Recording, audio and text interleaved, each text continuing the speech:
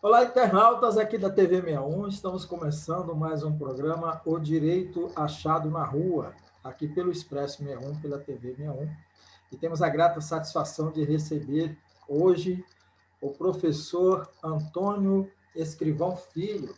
Ele é doutor em Direito pela Universidade de Brasília, pesquisador visitante da Universidade da Califórnia, em Los Angeles, nos Estados Unidos, e professor dos cursos de Direito e Relações Internacionais do Instituto de Ensino Superior de Brasília, o IESB.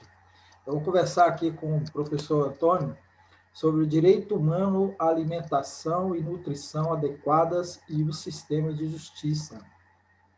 O tema é também de um livro publicado em parceria com o Direito Achado na Rua e a FIAM, que é uma organização internacional, com sede aqui no Brasil também, é a Organização pelo Direito Humano à Alimentação e à Nutrição Adequadas. O livro, a gente vai colocar aqui na descrição desse vídeo, para quem tiver interesse em saber mais sobre o livro, está aqui. Depois a gente vai colocar aqui na descrição. Como vai, Antônio? Tudo bem? Tudo bem, João? Como vai, meu caro? Muito bom. Lembrando que nós estamos reiniciando agora aqui com essa entrevista com o professor Antônio, a parceria com o site Sapicoá Rádio News, que vai transformar aqui a nossa entrevista em um podcast que será disponibilizado para todo o Brasil. Ô, Antônio, vamos começar a falar sobre a relação da sua linha de pesquisa dentro do núcleo de estudos O Direito Achado na Rua, né? Só lembrando que o livro que referimos agora há pouco, você participa como coautor com o co-organizador, né, com o professor José Geraldo Souza Júnior, que é o coordenador do núcleo de estudos do Direito Achado na Rua. Então, essa questão do direito à alimentação e nutrição adequadas, né, o direito humano à alimentação e nutrição adequadas e o sistema de justiça. Você podia falar um pouco sobre essa sua linha de pesquisa aí dentro do direito achado na rua? Perfeito, João. Vamos lá. Aproveitando para agradecer mais uma vez o convite, né, dizer da minha satisfação de participar aqui do programa da TV, do Direito Achado na Rua, na TV 61, e consolidando essas parcerias, né, conferindo musculatura aí para essa agenda de debates sobre dois temas que me parecem bastante candentes, emergentes ainda, no sentido da sua elevada intensidade e também urgência, né? Que é a questão do direito à alimentação, de um lado, e essa relação com o sistema de justiça. No Direito Achado na Rua, nós trabalhamos há algum tempo a análise do sistema de justiça, né? Desde uma perspectiva de acesso à justiça, por um lado, e também desde uma perspectiva de uma agenda política de justiça, ou da democratização da justiça, né? Ou, em outra medida, o modo como o sistema de justiça interfere, garantindo, protegendo ou violando direitos humanos no Brasil. Quer dizer, qual a relação, a interferência, a presença do sistema de justiça na efetivação dos direitos humanos na nossa sociedade.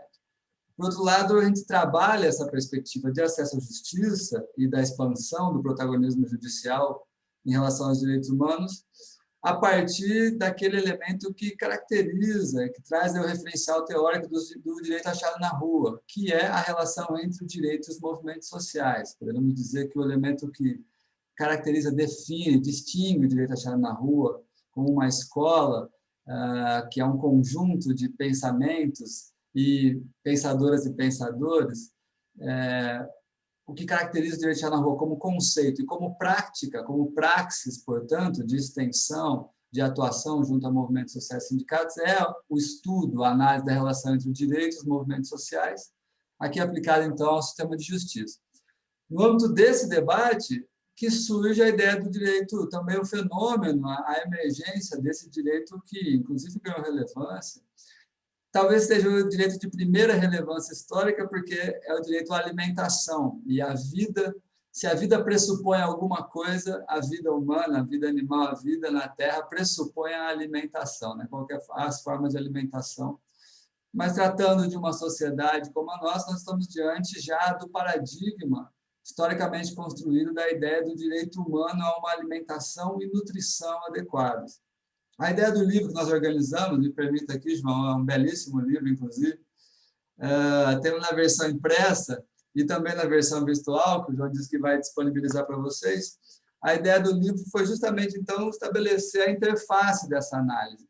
Como está o estado da arte do direito humano à alimentação e à nutrição adequadas no Brasil, e como o sistema de justiça aparece nessa história. O sistema de justiça aparece para garantir o direito à alimentação, o sistema de justiça aparece para proteger com situações, casos, decisões judiciais, ou ele aparece, portanto, em situações que efetivam o direito à alimentação, ou em sentido contrário.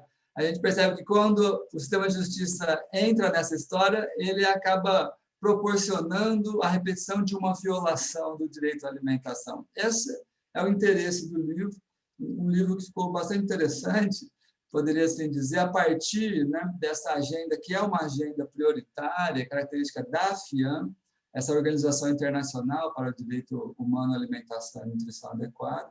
E a FIAM, então, procurou o direito achado na rua também, em diálogo, estabelecemos um diálogo com a FIAM para avançar essa análise. Qual é a agenda judicial no Brasil para o direito à alimentação, como o sistema de justiça se posiciona em relação a esses temas,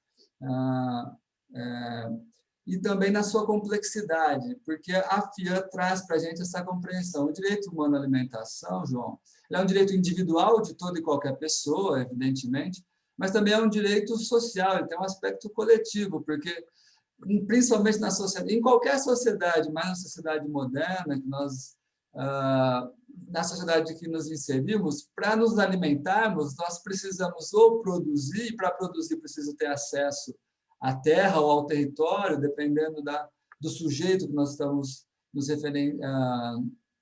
nos reportando, se são os povos indígenas, então o acesso ao território indígena, se forem aos povos e comunidades tradicionais, também o acesso aos seus territórios, aos modos de ser, de viver, e as suas práticas, os seus hábitos alimentares próprios. Então, o direito à alimentação, ele deve respeitar a perspectiva cultural da alimentação, e não apenas a perspectiva biológica da ingestão de alimento, de energia, porque a alimentação também tem essa dimensão essencialmente cultural. Para trabalhar a alimentação nessa perspectiva da complexidade social, como direito social, ou precisamos produzir com acesso à terra, ao território, o camponês, a camponesa tendo acesso à terra, ou adquirir o alimento pela via, então, monetária, da renda do trabalho. Mas para ter renda precisa de trabalho. Então, de novo, recorrendo a uma perspectiva social. Você me disse que falou agora há pouco com o Eymar, trabalhando aí as questões do direito do trabalho, o direito ao trabalho no Brasil. Então, denota para a gente essa agenda com um caráter individual, toda e qualquer pessoa precisa de alimentação adequada e com níveis nutricionais adequados e culturalmente associada ao seu modo de vida, ao passo em que a alimentação ela só é garantida em uma sociedade plenamente democrática, que plenamente respeite também o meio ambiente, porque de pouco importa uma intensificação em escala de produtos hoje da agropecuária, da agroindústria, do agronegócio, sem sustentabilidade, que não garante também alimentação adequada para outras gerações, para futuras gerações, um modelo produtivo que pouco se importa também com a degradação do meio ambiente, a poluição do solo e da água, o desmatamento. Então, isso também não parece estar inserido em um conceito de direito à alimentação adequado, porque também esse modo de produzir acaba por violar também uma perspectiva de soberania alimentar que deve estar associada ao direito à alimentação.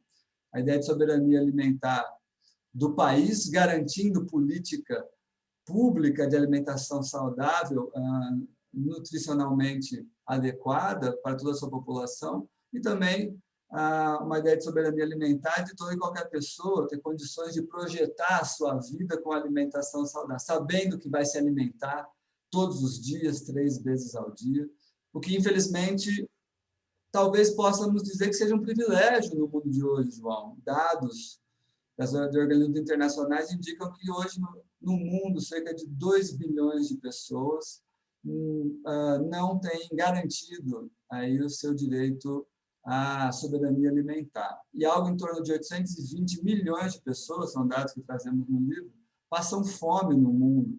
Algo impressionante, porque sabemos que o problema não é de produção de alimentos, mas sim do modo como esses alimentos são produzidos em diferentes países e sociedades.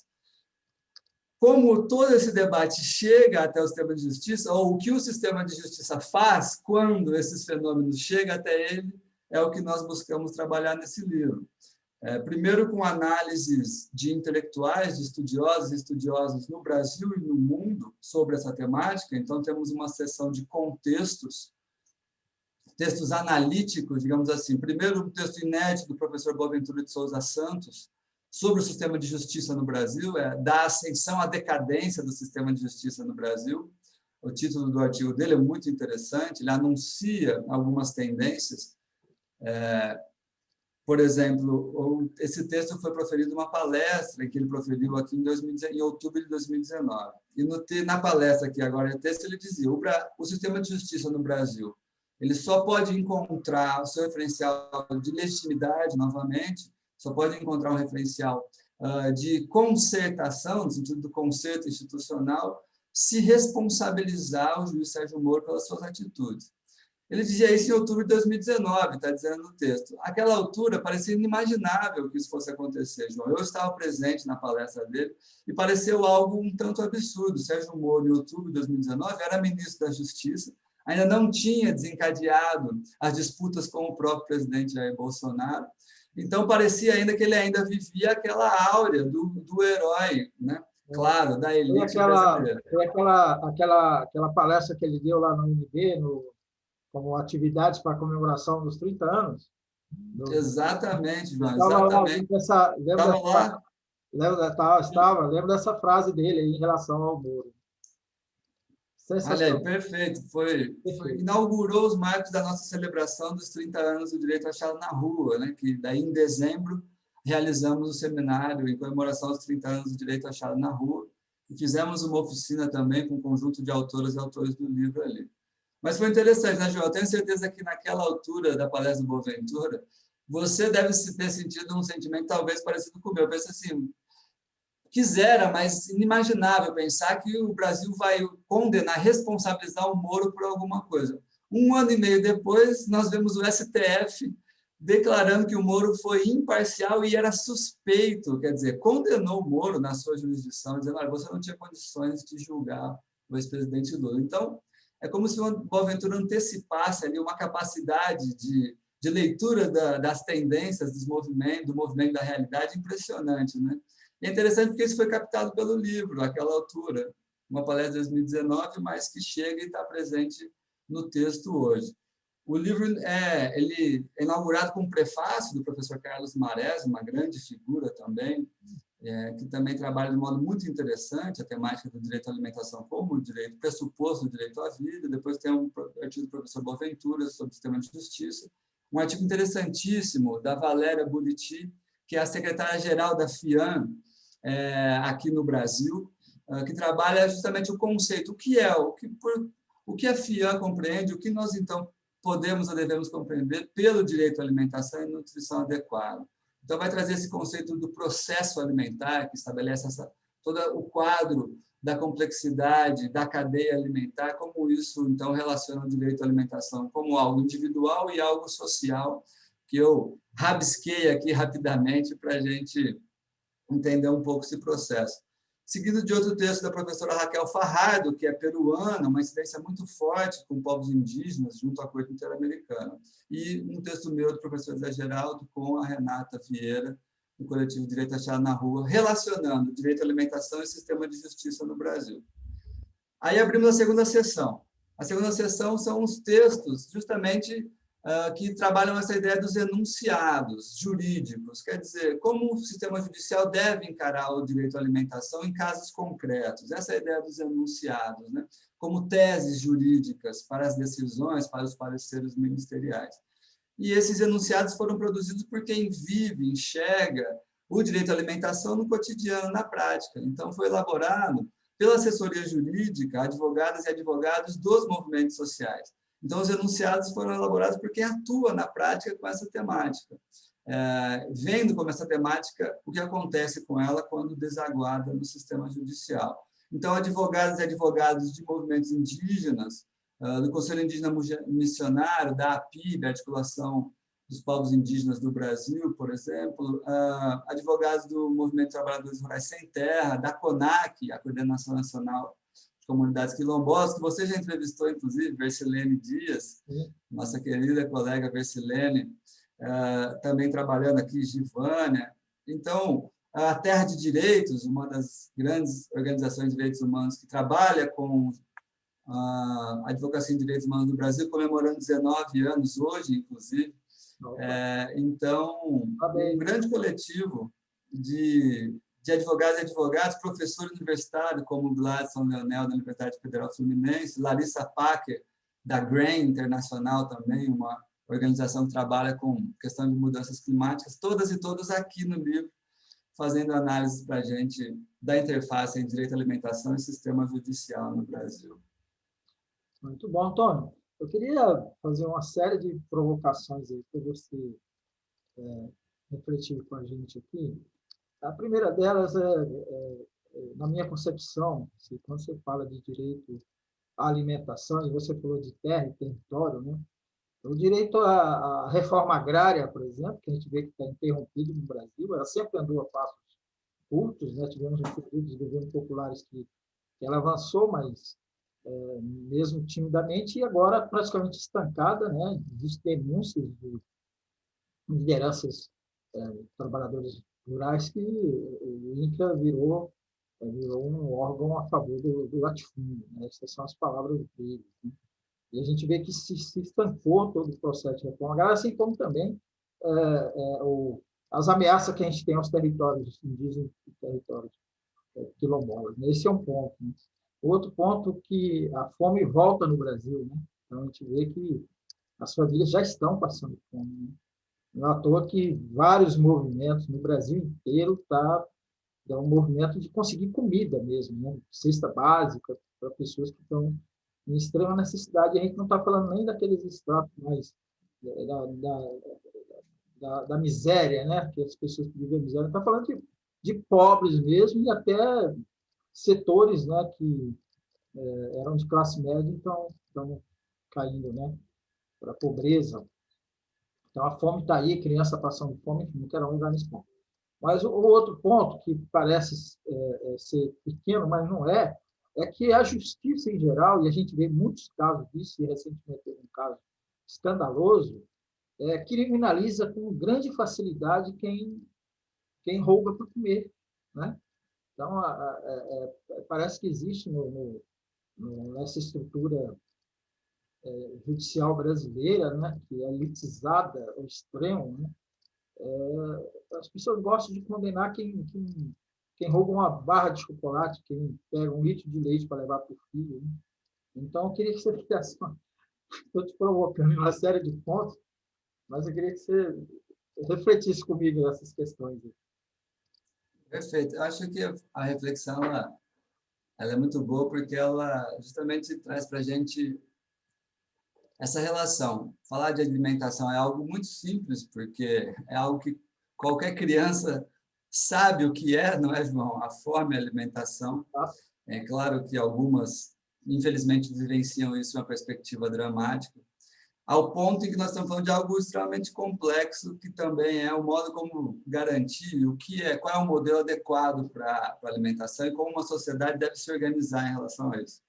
Mas por isso que a pergunta ela é interessante, né? Primeiro, se a gente for partir da questão da reforma agrária, porque já sabemos há algum tempo que a Revolução Verde, por exemplo, que foi uma tentativa de revolução tecnológica, para melhorar os índices de produtividade no campo brasileiro durante a ditadura militar, ela acabou sendo um pacto da elite militar com a elite agrária brasileira, com a elite empresarial estadunidense que produzia os insumos e essa tecnologia de produção em escala, que parece que pouco serviu para superar o estado de crise alimentar e de pobreza no Brasil.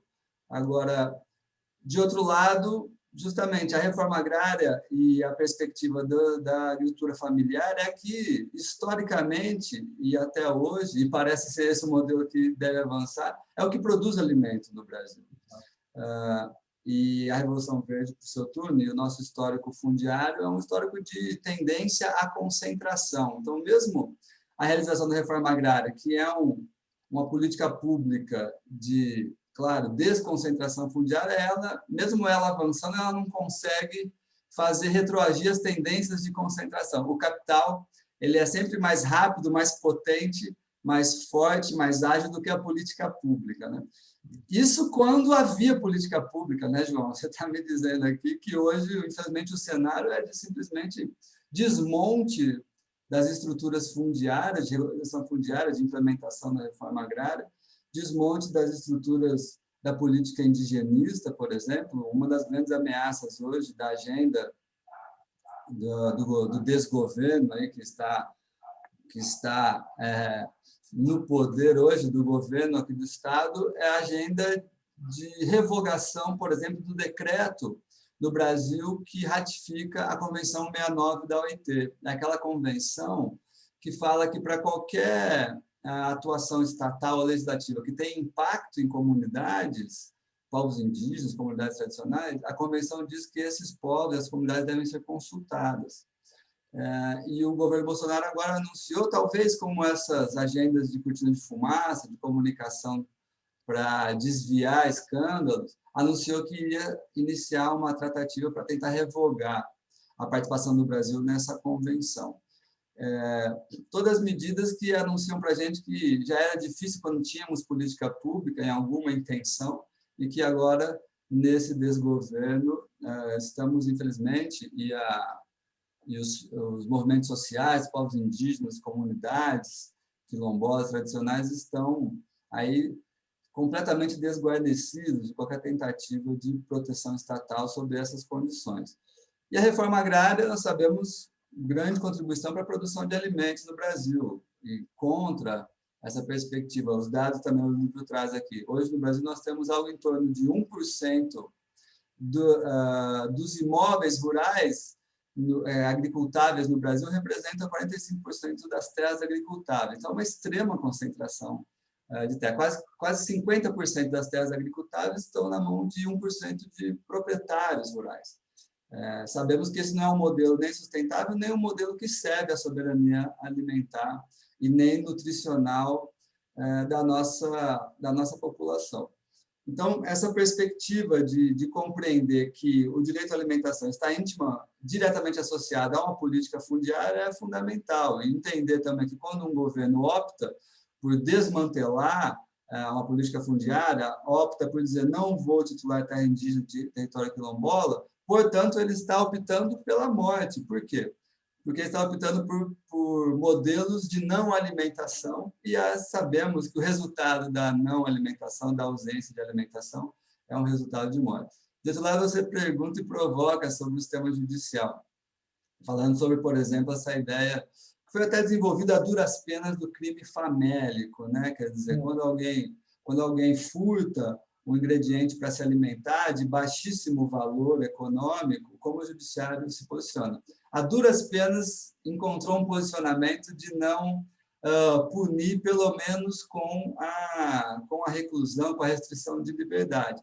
Agora, isso indica justamente a ausência de diálogo institucional e da capacidade do Poder Judiciário se inserir efetivamente na sociedade brasileira, né, João? Se o Poder Judiciário tivesse uma formação que fugisse a essa plataforma liberal individual de cada um que seja responsável pela sua vida individual, o Poder Judiciário brasileiro, infelizmente, é composto por quadros, a partir de um modelo jurídico fundado nesse liberalismo individual e pouca condição de se deparar com um problema social como esse e convocar as instituições públicas a dialogar sobre essa questão e resolver, convocar ali a assistência social do município, convocar o órgão, a Secretaria de Emprego, a Delegacia do Trabalho e formular uma agenda, né, convocar o órgão fundiário do município, do estado, e dizer, olha, como é que está aqui a política de moradia para garantir moradia para o cidadão que não tem renda suficiente nem para se alimentar ou para morar,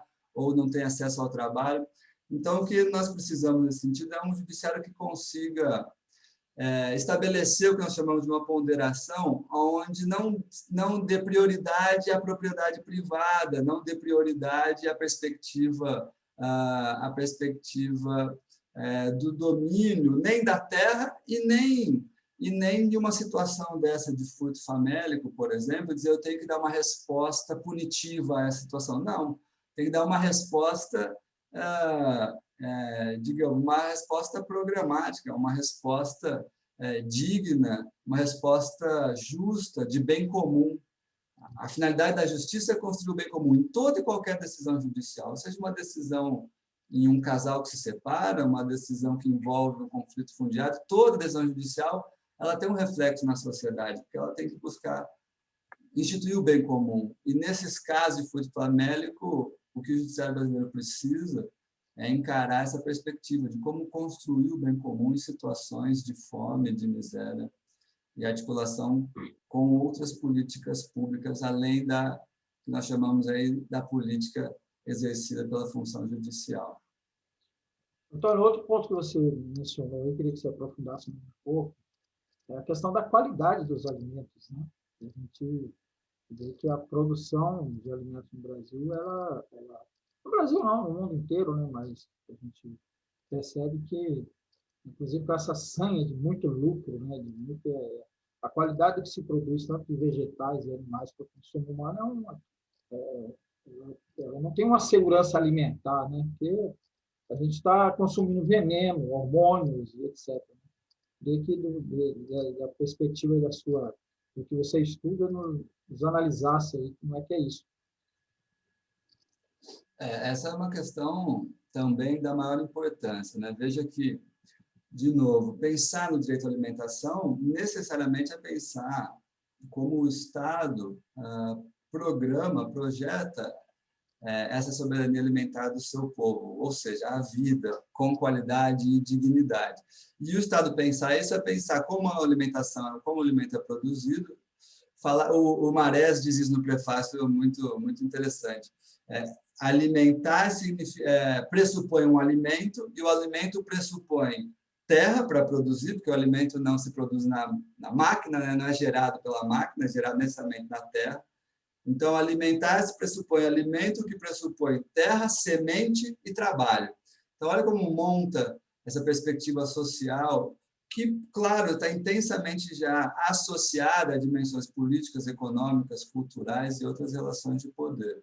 Então, temos que ter uma política que compreende como vai ser produzido esse alimento e que a sociedade possa se alimentar na medida dos seus hábitos alimentares. O problema é que temos aí também uma agenda do capital internacional e financeiro para inserir, literalmente, João, goela abaixo, a sua agenda de mercado, os seus produtos, né? E esses produtos, usualmente, eles são associados a uma lógica, por exemplo, se nós temos no mundo do trabalho a lógica da mais-valia, né? Quanto a maior exploração do trabalho possível pelo menor preço, o mercado também trabalha com essa lógica, com a produção de escala, a maior produção possível pelo menor preço. Agora, como nós temos que pensar o que isso acontece quando chegamos no mercado da alimentação, né? Produzir o maior número de produtos possível pelo menor preço, provavelmente pela menor qualidade nutricional possível. E esse é um modelo alimentar e nutricional que vem sendo trazido também para a sociedade brasileira, infelizmente, na medida desses fluxos, dessas tendências da globalização, que também nos impõe uma globalização alimentar. Olha que coisa dramática. Interessante se não fosse dramática, né? Falar de uma globalização alimentar. Nós estamos Nós estamos perdendo os nossos padrões nutricionais e hábitos alimentares para padrões importados, na lógica também do capital internacional e na lógica de uma altíssima produção em escala com o menor preço possível de custo de produção. O alimento é caro, continua sendo caro. Mas veja como isso nos impacta. Primeiro, nessa perspectiva da alimentação como um elemento cultural, mas também na perspectiva do modo como a infraestrutura desse modelo tem que ser montada. Grandes propriedades rurais, ao invés de pequenas.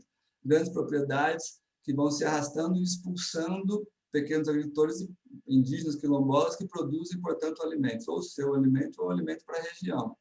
Produção em escala demanda uma infraestrutura de transporte. O transporte já estabelece um problema de armazenamento, de qualidade e, portanto, de química do armazenamento. E o preço aumenta, porque eu tenho que transportar o alimento para outras regiões. Eu sou originário da região de Ribeirão Preto, no interior de São Paulo, capital conhecida como capital do agronegócio. Interior de São Paulo, a terra muito fértil.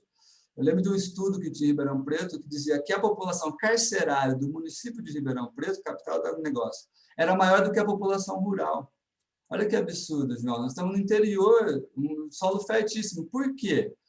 Porque em volta de Ribeirão Preto só se produz cana.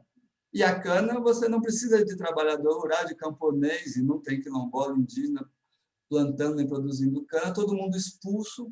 Mas a população de Ribeirão Preto, 600, 700 mil pessoas, ela evidentemente se alimenta, né, João? Então, se alimenta do quê? Do alimento que vem de fora, que vem armazenado, que vem transportado, e tudo isso trazendo esse modelo, que parece pouco lógico do ponto de vista de quem se alimenta, mas lógico do ponto de vista da logística empresarial, né, da logística dessa regulação. Então, esses elementos são interessantíssimos e importantíssimos se não fosse dramático, porque tudo isso impacta também na questão de quem tem condições de se alimentar, ou produzir, expulsando quem produz, indígena, quilombola, povos tradicionais e camponês e camponesa, mas também quem tem condições de se alimentar na cidade, quem tem renda, quem tem acesso ao trabalho. E daí porque precisamos ter uma abordagem sensível ao gênero, por exemplo, né, João? Porque a mulher, na sociedade capitalista patriarcal, ela tem o destino social, por exemplo, do cuidado. Cuidado da criança, do idoso, da casa. E o cuidado provavelmente não é remunerado, é um trabalho reprodutivo, reproduz o capital do homem, né? Não é remunerado. E o cuidado também impõe, então, uma ausência de renda para a mulher, uma autonomia financeira, que só a Lei Maria da Penha veio reconhecer essa questão da violação da autonomia financeira da mulher, por exemplo, como um problema jurídico. Em 2006 apenas isso surge, reconhecimento institucional.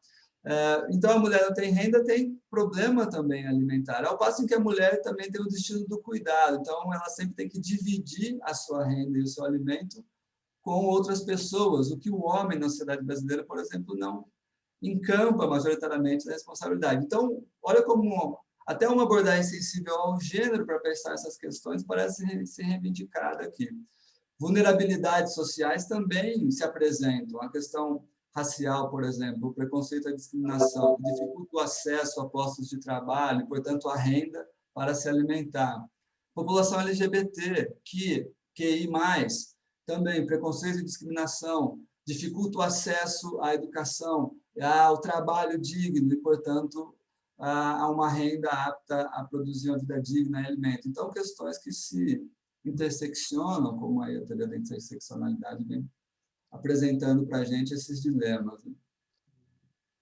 Não é à toa que, no exemplo de Ribeirão Preto, a população carcerária é maior. Né? Você tem problema social, o desemprego, como você menciona, em várias situações. Né? Agora, outro ponto aí da má qualidade, né, é a proliferação do tal do fast food, né, que você tem também na esteira disso a precarização de alguns setores de trabalhadores, né, o pessoal chamado uberizado. Né? Então, assim, eu tô chegando à conclusão aqui, Antônio, diante de tudo que você mencionou, que a alimentação não é uma coisa, não é um direito apenas básico para qualquer ser humano, na lógica de que A gente não vive, não sobrevive se não tiver comida, mas também está interrelacionado, como você já mencionou, com vários aspectos aí da nossa vida social em geral, né? É verdade, perfeito. Eu acho que justamente o fast food e essa perspectiva do mundo do trabalho que vem sendo discutida, né? Imagino que você esteja aí de novo trazendo a debate com o Eymar, também parece da maior importância, né? Pelas opções políticas por esses modelos, e ficou tudo isso muito evidente, inclusive nesse período de pandemia, né? Quer dizer, o MST produzindo campanhas de doação de alimentos vultuosas, né? Campanhas de doação de alimentos em um momento de crise, se mobilizando as suas energias para essa perspectiva de solidariedade, ao passo em que isso não parecia ser visto por empresas do ramo da alimentação, por exemplo, do ramo alimentício, não vinha ocorrendo. Outro elemento que incide aqui sobre todos esses modelos, por exemplo, a questão também da qualidade da química do agrotóxico, né? Um grande problema. O Brasil hoje, a Nayara, né, uma advogada aqui, uma grande colega da Terra de Direitos, trabalhando um texto com a Eduarda aqui no livro, traz um dado, por exemplo, o Brasil hoje, João, um dado alarmante, o Brasil hoje é o maior consumidor de agrotóxico do mundo. Ah, mas espera aí, eu estou falando, consumir agrotóxico significa que na agricultura tem a utilização de agrotóxicos. É verdade, mas se a gente consome o que é agricultado e agricultável, em alguma medida, os brasileiros e as brasileiras são os maiores consumidores na mesa de agrotóxico, de veneno. Então, e a questão aqui do livro também é essa, né, João? E o que o judiciário faz quando se depara com isso? Essa é a questão, né? O que ele faz quando se depara, por exemplo, com uma denúncia de intoxicação de uma comunidade rural por um despejo aéreo de agrotóxico, de veneno? O judiciário diz, olha, isso é um absurdo, vamos trabalhar isso como um dano ambiental e um dano social para essas pessoas e ao meio ambiente, e trabalhar essa perspectiva de que a comunidade rural tem pouca chance de comprovar quimicamente a contaminação do agrotóxico. Então, a comunidade fazendo denúncia, quem tem que comprovar é a empresa aérea, que tem o agrotóxico lá, que tem condição de fazer o exame laboratorial. Quer dizer, tem que inverter o ônus da prova. Infelizmente, o judiciário parece não, por exemplo, encarar isso. A Nayara tem um texto dizendo, olha, aqui no livro, em caso de contaminação por agrotóxico, tem que ter a inversão do ônus da prova. Quem tem o dever de provar que não contaminou é a empresa acusada, e não a comunidade que já sofreu o dano da contaminação, por exemplo, chega diante do sistema de justiça, fala, olha, tal data, há 15, 20 dias, um mês, porque também a comunidade não tem condições rápidas de se mobilizar para acessar o judiciário, recebemos um despejo de agrotóxico nas nossas casas, na nossa escola, como aconteceu aqui em Goiás, há alguns anos, Rio Verde de Goiás há alguns anos. O judiciário, o que ele faz, João? Diz o seguinte, prove. Não, a comunidade não tem que provar, quem tem que provar é a empresa, que ela não fez isso, inverteu o ônus dessa prova pelos princípios de dano ambiental, o princípio da precaução, o princípio da prevenção. Tem um detalhe, Antônio, em relação a esse despejo de agrotóxicos, eu fiz até uma reportagem sobre isso, uma matéria sobre isso lá em uma cidade no norte de Mato Grosso, e vinha recebendo esses despejos uma série a partir daí uma série de denúncias começou a surgir de ocorrência do mesmo tipo em outras comunidades, né? Essa foi uma comunidade de pequenos agricultores, né, agricultura familiar, mas também comunidades quilombolas indígenas. E isso está sendo considerado por alguns críticos que é uma ação terrorista do agronegócio para, inclusive, afugentar essas comunidades, né? Fazer com que essas comunidades elas fujam disso, né? Principalmente as comunidades que não têm muito recurso para denunciar, como é o caso que você falou. Então, o agronegócio tem utilizado, né, o latifúndio tem utilizado muito isso, né? Esse tipo de agressão, né, que antes colocava só, né, vamos dizer só porque continua colocando, jagunços para intimidar pequenos trabalhadores rurais, e quilombolas e indígenas também agora estão usando essa artilharia aérea de venenos, que no caso dessa comunidade lá, que eu não estou lembrando do município, era um componente do agente laranja, utilizado na Guerra do Vietnã, que ainda está sendo pregado. E a Anvisa aceita esse tipo de agrotóxico, mas coloca a dificuldade para a vacina contra a Covid. É impressionante a gente se deparar com isso no século XXI, né? Pensar, os agrotóxicos, eles decorrem de armas de guerra, né? De armas químicas, né? Temos um pouco já essa compreensão de que toda essa tecnologia da agroindústria, do agronegócio, ela tem essa genética militar, inclusive. Agora, pensar que isso está sendo reutilizado hoje em um modelo de conflito social, né? É algo impressionante. Agora, pensar que o sistema de justiça não enfrenta isso a partir da ótica dos direitos fundamentais violados é algo mais emblemático ainda, né? São questões que não só intrigam, como nos deixam bastante indignados, que demandam aí uma agenda de concertação e transformação também do sistema judicial. Quer dizer, se os conflitos estão na sociedade, eles vão ser desencadeados no sistema de justiça, porque essa é a tendência da expansão judicial, tudo ser levado para a justiça hoje, então a justiça tem que ter melhores condições de lidar com esses conflitos sociais, não mais trancar a porta do gabinete e pegar o Código Civil, né, João? Agora tem que abrir a porta do gabinete, chamar a comunidade, chamar o movimento social, chamar o secretário da política pública e chamar também o agente violador e dizer, olha, agora vamos estabelecer a responsabilidade e o modo como vamos mudar essa situação. Precisamos mudar essa cultura judicial também em relação aos direitos humanos e em relação ao direito humano à alimentação no nosso país. Né? Maravilha, agradeço muito, Antônio Escrivão Filho, aqui no nosso programa O Direito Achado na Rua, pela TV 61, né? E deixa aí para suas considerações finais.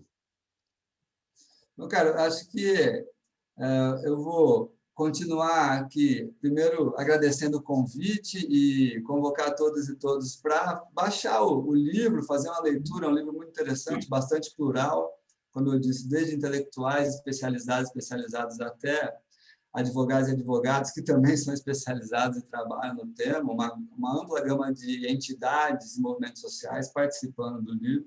Também estamos produzindo, João, um podcast sobre o livro, então também vamos, em alguma medida, aqui fazer essa convergência de mídias com a TV 61 também, um podcast trazendo episódios. Aí, perfeito. Muito obrigado, meu caro. Cada 10 episódios tratando também dos temas aqui do livro. E seguimos em contato, agradecer, só fazer a menção aqui a todos os organizadores, o professor José Geraldo Souza Júnior, a Valéria Buriti, secretária-geral da FIAM, e a Roberta Manajás, que era assessora à época também da FIAM, uma grande colega nossa de Direito na Rua, doutora também pela UNB. E seguimos aqui, meu caro, em contato, preocupados, mas também buscando aí, nesses debates, a nossa mobilização, construindo perspectivas de transformação e análise também para a nossa sociedade, para a política pública, mas também para o nosso sistema de justiça. Bom, muito obrigado pelo convite. Maravilha, eu que agradeço. Antônio Escrivão Filho. Vou deixar aqui a descrição na descrição desse nosso vídeo e também lá na edição que a gente vai fazer no site Expresso 61, o link para quem quiser baixar o livro. Um abraço para você que nos acompanhou aí. Mais uma vez, obrigado, Antônio. Valeu, meu caro. Um grande abraço. Valeu.